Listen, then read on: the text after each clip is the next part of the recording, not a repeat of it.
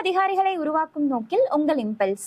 So box content எல்லாமே வந்து நம்ம வீடியோவா ப்ரொவைட் பண்ணிட்டு வந்துட்டு இருக்கோம். அந்த வகையில இன்னைக்கு 8th ஸ்டாண்டர்ட் பயாலஜி புக்ல இருக்கக்கூடிய லெசன் 22 உடைய பார்ட் 2 வீடியோ வந்து நம்ம டிஸ்கஸ் பண்ணலாம். ஸோ லாஸ்ட் வீடியோல பார்ட் 1 பத்தி டிஸ்கஸ் பண்ணியிருந்திருப்போம். ஸோ வீடியோக்குள்ள போகலாம். ஃபர்ஸ்ட் பாக்ஸ் பாருங்க. ஒவ்வொரு ஆண்டும் மே 22ஆம் நாள் உலக உயிரிகளின் பன்முக தினமாக கொண்டாடப்படுகிறது. ஸோ இந்த இடத்துல மே 22 உலக பன்முகத்தன்மை தினம் அப்படின்னு சொல்லிட்டு செலிப்ரேட் பண்றதா சொல்லியிருக்காங்க. இந்த இடத்துல பன்முகத்தன்மை அப்படிங்கறது எதையெல்லாம் மீன் பண்ணுது அப்படின்றதையும் அவங்களே கீழே கொடுத்திருக்காங்க பாருங்க. தாவரங்கள், விலங்குகள், கடல்வாழ் உயிரினங்கள், நுண்ணுயிரிகள், பூச்சிகள், வாழ்விடங்கள், சுற்றுச்சூழல் அமைப்பு போன்ற அனைத்தையும் விவரிக்க பயன்படும் ஒரு சொல் பன்முகத்தன்மை. இது நமது பூமியை மிகவும் தனித்துவமானதாகவும் வியக்கத்தக்கதாகவும் வந்து வைத்துள்ளது அப்படின்னு சொல்லியிருக்காங்க. ஸோ நம்ம பூமியில வந்து இத்தனை விஷயங்கள் இருக்குது இல்லைங்களா? மனிதர்கள்ல இருந்து விலங்குகள், தாவரங்கள், கடல்வாழ் தாவரங்கள், கடல்வாழ் உயிரினங்கள் அப்படின்னு சொல்லிட்டு ஸோ இந்த மாதிரி எக்கச்சக்கமான விஷயங்கள் இருக்கிறதுனால நம்ம இந்த பூமியை வந்து பன்முகத்தன்மை கொண்ட ஒரு கோலா வந்து நம்ம சொல்லுவோம். ஸோ அப்போ அதை வந்து ஒரு டேவா செலிப்ரேட் பண்ணணும் அப்படின்றதுக்காகத்தான் பன்முகத்தன்மை தினம் அப்படிங்கிற ஒன்னையும் வந்து கொண்டு வந்திருக்கிறதா சொல்லியிருக்காங்க. அடுத்து பாருங்க, அழியும் தருவாயில் உள்ள தாவரங்கள் மற்றும் விலங்குகள். ஸோ தாவரங்கள் எதெல்லாம் வந்து அழிஞ்சு போற கண்டிஷன்ல இருக்கு, எதெல்லாம் வந்து விலங்குகள்ல இருக்கு அப்படின்றத கொடுத்திருக்காங்க. குடைமரம், மலபார் லில்லி, ராஃப்லீசியா மலர், இந்திய மல்லோ, முஸ்லி தாவரம், இது எல்லாமே வந்து அழியக்கூடிய கண்டிஷன்ல இருக்கு அப்படின்னு சொல்லியிருக்காங்க. ஸோ இப்பவுமே ரேரா அங்க இங்கன்னு எங்கேயாச்சும் இருக்கு, பட் இதுவுமே வந்து இன்னும் கொஞ்ச நாள்ல அழிஞ்சு போகக்கூடிய ஒரு நிலைமையில தான் இருக்குன்னு இருக்காங்க. விலங்குகள்ல பனிச்சிறுத்தை, ஆசிய சிங்கம், சிங்கவால் குரங்கு, இந்திய காண்டாமிருகம், நீலகிரி வரையாடு, இது எல்லாமே வந்து அழியக்கூடிய தருவாயில இருக்கு அப்படின்னு சொல்லிட்டு வந்து சொல்லியிருக்காங்க. ஸோ இந்த நீலகிரி வரையாடு பத்தி நம்ம வந்து லாஸ்ட்ல ஒரு நடுவுல ப்ரீவியஸ் வீடியோ ஒன்ல வந்து நம்ம டிஸ்கஸ் பண்ணி இருந்திருப்போம். ஸோ இந்த மாதிரி ஆர்டிகல் கூட வந்து ஒரு நியூஸ் பேப்பர்ல கொடுத்திருந்தாங்க அப்படின்னு சொல்லிட்டு. ஸோ அதை பார்க்காதவங்க அந்த வீடியோவையும் வந்து பார்த்துக்கோங்க.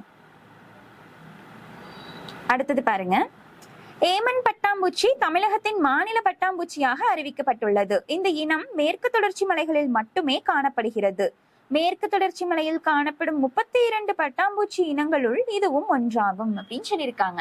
ஸோ நம்ம தமிழ்நாட்டுடைய மாநில பட்டாம்பூச்சியா வந்து இந்த ஏமன் பட்டாம்பூச்சி அப்படிங்கிற ஒரு இனத்தை வந்து அறிவிச்சிருக்கிறாங்க.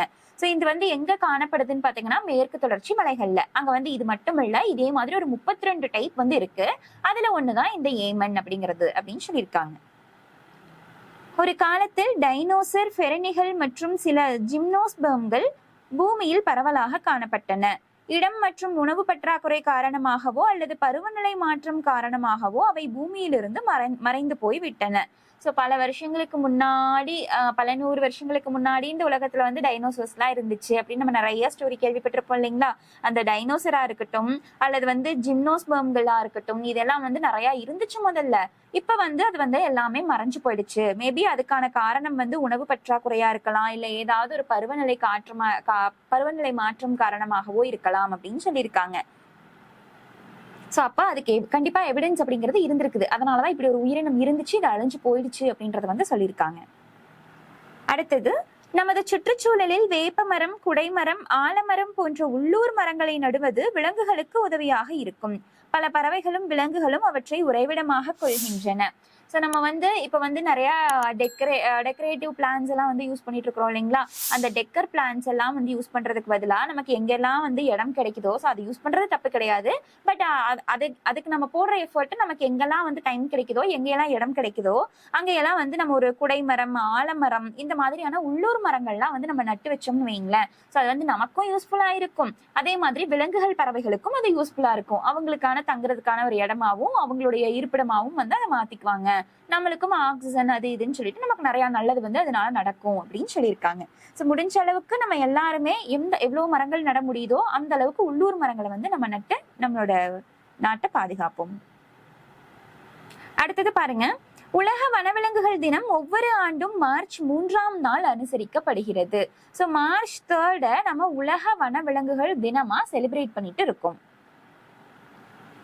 அடுத்தது பாருங்க, ஒரு சில அப்ரிவேஷன்ஸ் கொடுத்திருக்காங்க, அதனுடைய தமிழ் ஆக்கம் அப்படிங்கிறது வந்து கொடுத்திருக்காங்க.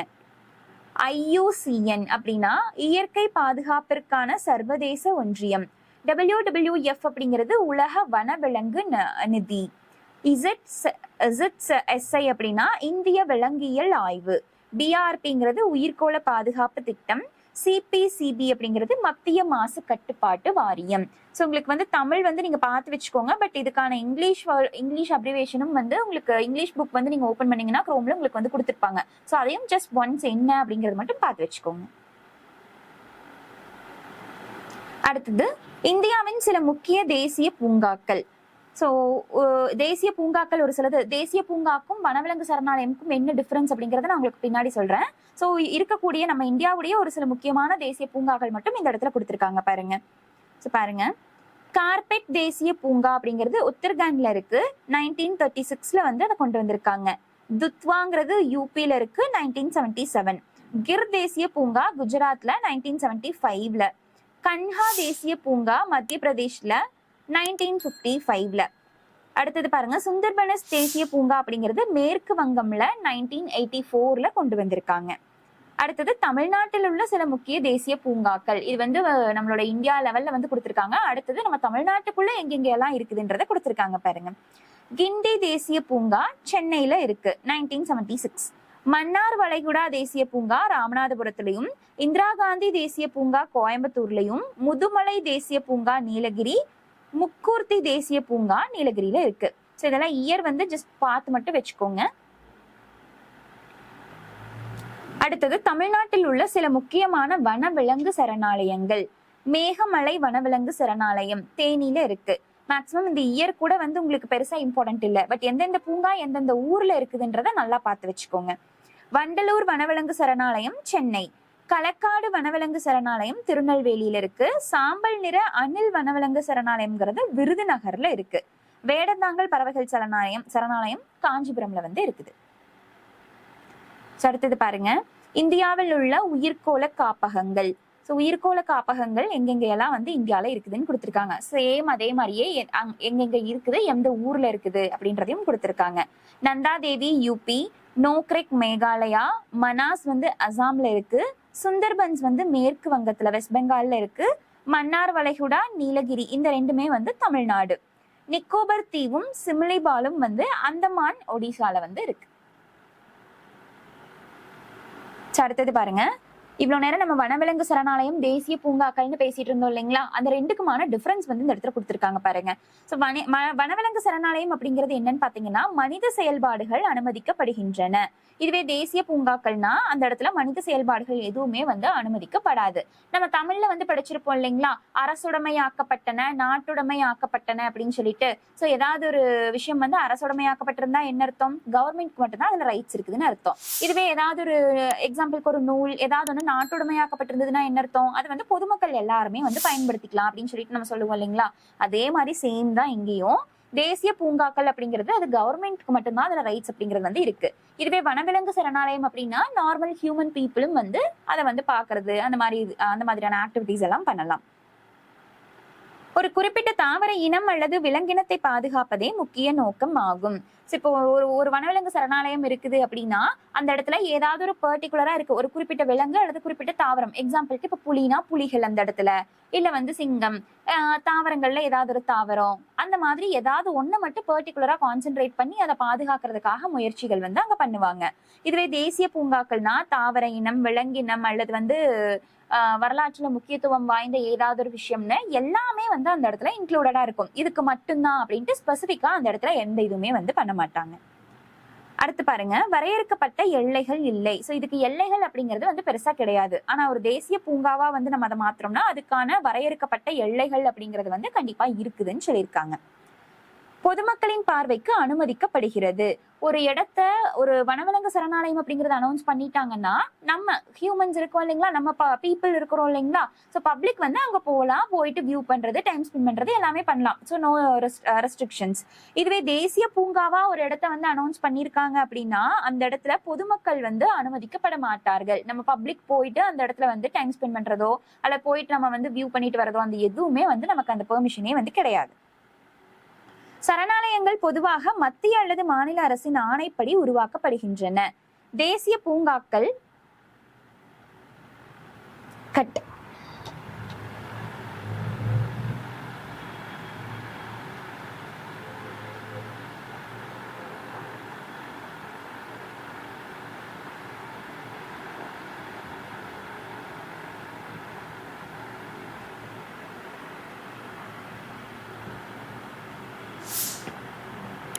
Mic check 1 2 3. சரணாலயங்கள் பொதுவாக மத்திய அல்லது மாநில அரசின் ஆணைப்படி உருவாக்கப்படுகின்றன. தேசிய பூங்காக்கள் மாநில சட்டமன்றத்தால் அல்லது பாராளுமன்றத்தால் உருவாக்கப்படுகின்றன. ஸோ சரணாலயம், வனவிலங்கு சரணாலயம் அப்படிங்கிற ஒன்று கொண்டு வரணும் அப்படின்னா ஜஸ்ட் வந்து ஏதாவது ஒரு கவர்மெண்ட், சென்ட்ரல் கவர்மெண்ட்டோ ஸ்டேட் கவர்மெண்ட்டோ ஒரு ஜிஓ வந்து பாஸ் பண்ணாங்கன்னா போதும், அது வந்து அப்படியே வந்து நம்ம கொண்டு வந்துடலாம். பட் ஒரு இடத்த தேசிய பூங்காவா வந்து அவங்க அனௌன்ஸ் பண்ண போறாங்கன்னா அதுக்காக கண்டிப்பா மாநில சட்டமன்றம், ஸ்டேட் லெஜிஸ்லேட்டிவ் அசம்பிளிலேயோ அல்லது பாராளுமன்றம் இருக்கு இல்லைங்களா, ஸோ அந்த பாராளுமன்றத்திலயோ பார்லிமெண்ட்லயோ வந்து கண்டிப்பா அதை பத்தி வந்து போயிட்டு பேசி, ஸோ அந்த ப்ரொசீஜர், அந்த ப்ராசஸ் எல்லாமே முடிஞ்சுதான் வந்து அந்த தேசிய பூங்காவா வந்து நம்ம அதை வந்து சொல்லுவோம். அடுத்தது பாருங்க, ஒரு சரணாலயத்தை தேசிய பூங்காவாக மேம்படுத்தலாம். ஸோ இப்போ வந்து ஒரு சரணாலயம் வந்து அந்த இடத்துல இருக்கு, நான் அதை வந்து ப்ராப்பரா எல்லாமே பண்ணிட்டு இருக்காங்க, அது வந்து கொஞ்சம் கொஞ்சமா அப்டேட் ஆகிட்டே இருக்குதுன்னு வச்சுக்கோங்க. இப்போ நம்ம நினைச்சோம்னா அந்த சரணாலயத்தை தேசிய பூங்காவா அதை வந்து அப்டேட் பண்ண நம்மளால முடியும். ஆனா ஆல்ரெடி தேசிய பூங்காவா இருக்கிற ஒரு இடத்த நம்ம வந்து சரணாலயமா மாத்த முடியாது. ஏன்னா ஆல்ரெடி அந்த இடத்துல நிறைய வந்து இம்பார்ட்டன்டான விஷயங்கள் இருந்திருக்கும், அது எல்லாத்தையும் பாதுகாக்கிறதுக்காக தான் அதை வந்து தேசிய பூங்கா அப்படின்னு சொல்லியிருக்கிறாங்க. அதை திருப்பியும் வந்து வனவிலங்கு சரணாலயமா மாத்தினா என்ன ஆகும்? பப்ளிக் எல்லாருக்குமே வந்து உள்ள பெர்மிஷன் அப்படிங்கிறது வந்து கிடைச்சிருங்களா? ஸோ அந்த இடத்துல அந்த பாதுகாப்புக்கான ஒரு இதே அர்த்தமே இல்லாம போயிடும் இல்லைங்களா? ஸோ வனவிலங்கு சரணாலயம் இருக்குன்னா அதை வந்து நம்மளால பூங்காவா மாற்ற முடியும். பட் ஒரு தேசிய பூங்காவை வனவிலங்கு சரணாலயமா கண்டிப்பா நம்மளால மாற்ற முடியாது. 1759 ஆண்டு வியன்னாவில் உள்ள சோஹன்பரம் நகரில் நிறுவப்பட்ட மிருக காட்சி சாலையே மிக பழமையான மிருக காட்சி சாலையாகும். ஸோ வேர்ல்ட் லெவல்ல பார்க்கும் பொழுது வியன்னால இருக்கக்கூடிய சோஹன்பரம் அப்படிங்கிற ஒரு இடத்துலதான் வந்து மிருக காட்சி சாலை அப்படிங்கறத வந்து நிறுவி இருக்கிறாங்க. எந்த இயர்லன்னு பாருங்க, 1759. இதுதான் வந்து வேர்ல்ட் லெவல்ல கொண்டு வரப்பட்ட ஒரு ஃபர்ஸ்ட் மிருக காட்சி சாலைன்னு சொல்லியிருக்காங்க. இதுவே நம்மளுடைய இந்தியாவில வந்து ஃபர்ஸ்ட் எங்க கொண்டு வந்தாங்கன்னு பாத்தீங்கன்னா பரக்பூர்ல வந்து 1800ஆவது ஆண்டு வந்து கொண்டு வந்திருந்திருப்பாங்க. அடுத்து பாருங்க, அமெரிக்காவில் அமைந்திருக்கின்ற டெக்சாஸ் A&M பல்கலைக்கழகத்தில் பணிபுரியும் முனைவர் கா சஹிலா பானு என்னும் அறிவியல் விஞ்ஞானி குரோமியம் உலோகத்தால் நீர் மாசுபாடு அடைவதன் காரணமாக பெண் உயிரினங்களில் மலட்டுத்தன்மை ஏற்படுகிறது என்று கூறியுள்ளார். ஸோ இந்த இடத்துல இந்த சஹிலா பானுன்ற ஒரு பர்சன் இருக்காங்க இல்லைங்களா, இவங்க வந்து எங்க ஒர்க் பண்ணிட்டு இருக்காங்க அப்படின்னா அமெரிக்கால இருக்கக்கூடிய டெக்சாஸ் A&M அப்படிங்கிற யூனிவர்சிட்டியில தான் ஒர்க் பண்ணிட்டு இருக்காங்க. ஸோ இவங்க வந்து ஒரு ஆராய்ச்சியில ஈடுபட்டு கடைசியா வந்து என்ன ஒரு கன்க்ளூஷன் வந்து கொடுத்திருந்திருக்காங்க அப்படின்னா, நீர் மாசுபாடு அடைறதுக்கு ஒரு முக்கியமான காரணம் இந்த குரோமியம் அப்படிங்கிற உலோகம். சம்திங் அது எங்கேயாவது ஒரு பக்கம் மிக்ஸ் ஆகுறதுனால நீர் மாசுபாடு அப்படிங்கிறது வந்து நடக்குது. பிளஸ் வந்து அந்த நீர் மாசுபாடு அடைறதுனால அந்த மாசடைந்த தண்ணீரை குடிக்கக்கூடிய பெண்கள்ல நிறைய பேருக்கு வந்து மலட்டுத்தன்மை அப்படிங்கிறது வந்து உருவாகுது அப்படின்னு சொல்லியிருக்கிறாங்க. அது மனிதர்களின் நஞ்சுக்கொடியில் ஆக்சிஜனேற்ற அழுத்தத்தை ஏற்படுத்துவதால் குழந்தைகளின் வளர்ச்சி பாதிக்கப்படுகிறது. ஸோ மனுஷங்களுடைய நஞ்சுக்கொடி, அந்த பிளாசென்டா அப்படின்னு சொல்லிட்டு சொல்லுவோம் இல்லைங்களா, ஸோ அந்த நஞ்சுக்கொடியில ஆக்சிஜனேற்ற அழுத்தம் அப்படிங்கறத வந்து ஏற்படுத்துறதுனாலதான் குழந்தைகளோட வளர்ச்சி பாதிக்கப்படுது அப்படின்னு சொல்லி இவங்க வந்து அதுல வந்து கன்க்ளூட் பண்ணியிருந்திருப்பாங்க. ஸோ இந்த அளவுக்கு இதை பத்தி பேசியிருக்கக்கூடிய இந்த பர்சன் வந்து நம்ம ஏன் இங்க வந்து பாக்குறோம்னா, இவங்க வந்து ரொம்ப இம்பார்ட்டன்டான பர்சன். ஏன்னா இவங்க நம்மளுடைய தமிழ்நாட்டை சார்ந்தவர். அதுவும் எந்த ஊர்னா ராமநாதபுரத்தை சேர்ந்த ஒரு பெண். அதனாலதான் இவங்களை பத்தி நம்ம இந்த இடத்துல வந்து பாக்குறோம். இங்கிலாந்து நாட்டின் லண்டன் மாநகரின் தெருக்களில் காணப்பட்ட குதிரைகளை பராமரிப்பதற்காக ப்ளூ கிராஸ் நிறுவப்பட்டது. 1906ஆம் ஆண்டு மே 15 அன்று லண்டன் மாநகரின் விக்டோரியா என்னும் இடத்தில் முதலாவது விலங்கு மருத்துவமனையும் தொடங்கப்பட்டது. ஸோ ஃபர்ஸ்ட் வந்து இந்த ப்ளூ கிராஸ் அப்படிங்கிற செட்டப் எல்லாம் வந்து எங்க ஸ்டார்ட் பண்ணிருப்பாங்க அப்படின்னா, இங்கிலாந்துல இருக்கக்கூடிய லண்டன்ல குதிரையெல்லாம் அப்படியே வந்து தெருவில் சுத்திட்டு இருக்கோம். ஸோ அவங்களெல்லாம் ப்ரொடெக்ட் பண்ணுன்றதுக்காக தான் ஃபர்ஸ்ட் இந்த ப்ளூ கிராஸ் அப்படிங்கிற ஒரு அமைப்பே வந்து கொண்டு வந்திருந்திருப்பாங்க. ஸோ அதே மாதிரி 1906 மே 15 அன்னைக்கு லண்டன்ல விக்டோரியா அப்படிங்கிற ஒரு பிளேஸ்ல வந்து என்ன பண்ணிருப்பாங்கன்னா ஃபர்ஸ்ட் வந்து ஒரு விலங்கு மருத்துவமனை அப்படிங்கிறதையும் வந்து ஓபன் பண்ணியிருந்திருப்பாங்க. ஸோ அடுத்தது வந்து book bag. So book bag வந்து நம்ம ஆல்ரெடி தனியாகவே வந்து ஒரு வீடியோ டிஸ்கஸ் பண்ணியிருக்கிறோம். அதுக்கான பிளேலிஸ்ட்டும் வந்து உங்களுக்கு இம்பல்ஸ் TNPSC அப்படிங்கிற டெலிகிராம் சேனலில் வந்து கொடுத்துருக்கோம். ஸோ அதை பார்க்காதவங்க அதையுமே வந்து பார்த்து யூட்டிலைஸ் பண்ணிக்கோங்க. இந்த மாதிரி மோர் இன்ஃபர்மேட்டிவ் வீடியோஸ் நாங்கள் கண்டினியூஸாக அப்லோட் பண்ணிக்கிட்டே இருப்போம். இதை பற்றின டீட்டெயில்ஸ் தெரிஞ்சுக்கிறதுக்கு இம்பல்ஸ் TNPSC அப்படிங்கிற டெலிகிராம் சேனலை ஃபாலோ பண்ணிக்கோங்க. அண்ட் இம்பல்ஸ் கோச்சிங் இன்ஸ்டியூட் அப்படிங்கிற யூடியூப் சேனலையும் மறக்காம சப்ஸ்கிரைப் பண்ணிக்கோங்க. Thank you all.